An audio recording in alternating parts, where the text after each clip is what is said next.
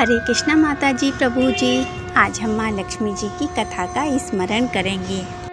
कहते हैं जिस घर में भगवान विष्णु और माता लक्ष्मी जी की पूजा होती है वहाँ सुख शांति का वास होता है, दाम्पत्य जीवन भी सुखमय होता है।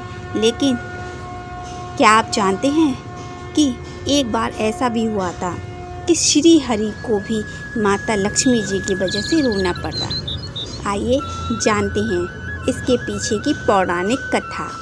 एक बार श्री हरि धरती पर भ्रमण के लिए जा रहे थे, तभी देवी लक्ष्मी जी उनके साथ चलने की अनुमति मांगी। कई बार कहने पर भगवान विष्णु ने कहा कि वह साथ चल सकती हैं, लेकिन उन्हें एक शर्त माननी होगी। उन्होंने कहा कि धरती पर कैसी भी स्थिति आए उन्हें उत्तर दिशा की ओर नहीं देखना है। देवी लक्ष्मी भी भगवान की शर्त मान लेती हैं और साथ चल देती हैं।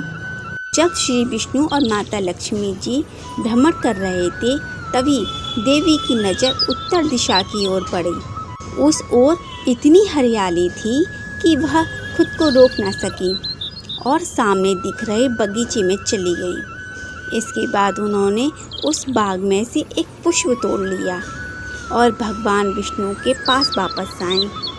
उन्हें देखते ही श्री हरि रो पड़े। तभी माता लक्ष्मी जी को अपनी शर्त याद आई। तब भगवान ने कहा कि तुम बिना किसी से पूछे उसकी किसी भी वस्तु को छूने का अपराध कर बैठी हो।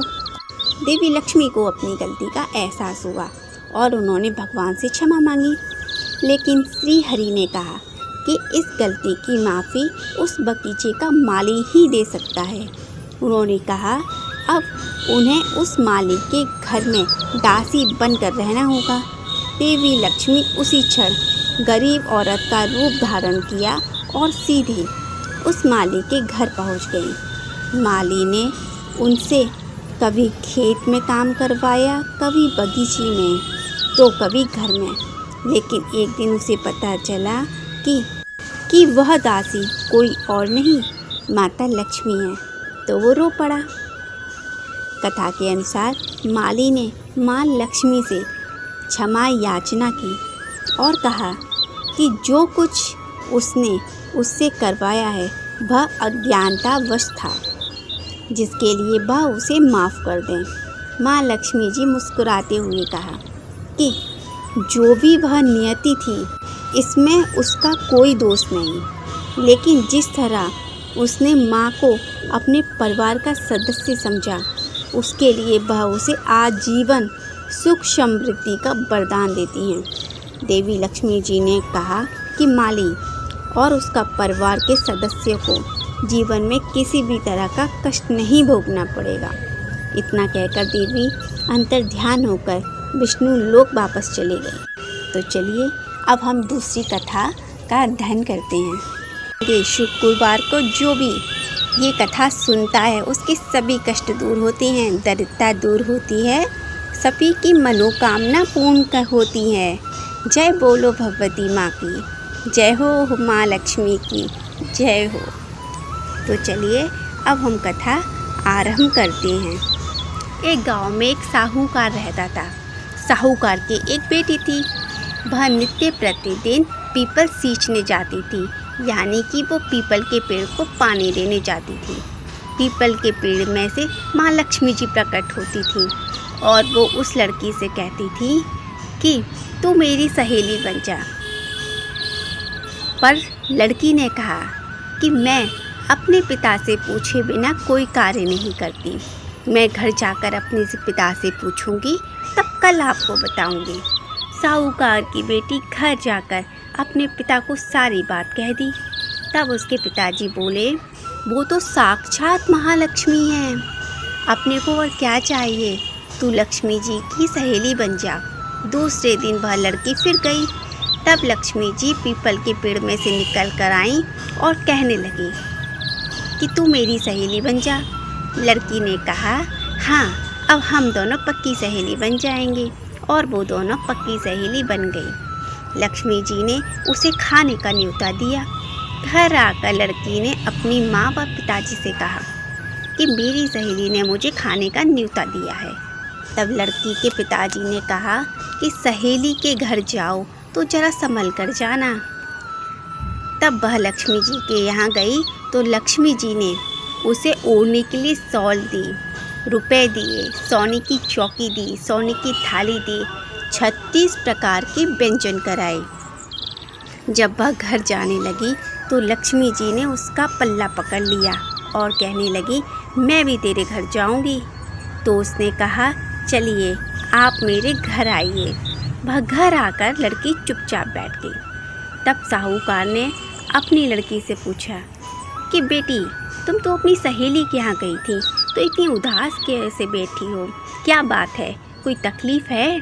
कोई कहा सुना हुआ? वो तो माता लक्ष्मी हैं, तुम्हें तो उनसे मिलकर और भी प्रसन्न होना चाहिए। तो उसने कहा, पिताजी, माँ लक्ष्मी जी ने मेरा इतना स्वागत सत्कार किया, अनेक प्रकार के भोजन कराए, परंतु मैं उन्हें कैसे कराऊंगी? अपने घर में तो कुछ भी नहीं है। तब उसके पिताजी ने कहा, तो गोबर का मिट्टी का चौका लगाकर घर की सफाई कर ले, 4 मुखमाला दिया जलाकर लक्ष्मी जी का नाम लेकर रसोई में बैठ जाना। लड़की अपने पिता के कहे अनुसार सफाई करके लक्ष्मी जी का नाम लेकर बैठ गई। उसी समय उस नगर की रानी नहा रही थी।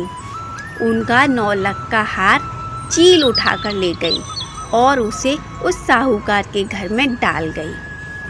जब उसने 9 लाख का हार देखा तो वह उसे तोड़ने बाजार गई और सामान लेने गई। तो सुनार ने पूछा, क्या चाहिए? तब उसने कहा कि सोने की चौकी, सोने की थाल, साल दुशाल दे, मोहर दे दो और सामग्री दे दो, 36 प्रकार के भोजन हो जाएं, इतना सामान दें। सारी चीज़ें लेकर वह बहुत तैयारी करने लगी और रसोई बनाई। तब गणेश जी ने कहा कि लक्ष्मी जी को बुलाओ। आगे गणेश जी, पीछे पीछे माँ लक्ष्मी आई। उसने फिर चौकी डाली और कहा, सहेली चौकी पर बैठ जाओ। तब लक्ष्मी जी ने कहा, सहेली चौकी पर तो मैं राजा रानी के यहाँ भी नहीं बैठी, किसी के भी यहाँ नहीं बैठी। तो उसने कहा, मेरे यहाँ तो बैठना पड़ेगा। फिर लक्ष्मी जी चौकी पर बैठ गई। तब उसने बहुत खातिर की, जैसे लक्ष्मी जी ने करी थी वैसे ही उसने की। लक्ष्मी जी उससे खुश हो गई। घर में खूब रुपया एवं लक्ष्मी हो गई। साहूकार की बेटी ने कहा, मैं अभी आ रही हूँ, तुम यहीं बैठे रहना। और वह चली गई। लक्ष्मी जी कहीं नहीं गई, चौकी पर बैठी रही। उसको बहुत दौलत दी। हे लक्ष्मी, जैसे तुमने साहूकार की बेटी को किया वैसे ही सबको देना। कहते सुनते हुंकार भरते अपने सारे परिवार के भंडार भरना। पीहर में सुख सौभाग्य देना, ससुराल में आपसी प्रेम देना, बेटे पोतों को तरक्की देना और गुणवान होने का आशीर्वाद देना। हे माँ लक्ष्मी, अपनी कृपा हर घर में बनाए रखना। जय हो माँ लक्ष्मी जी की। कथा समाप्त हुई।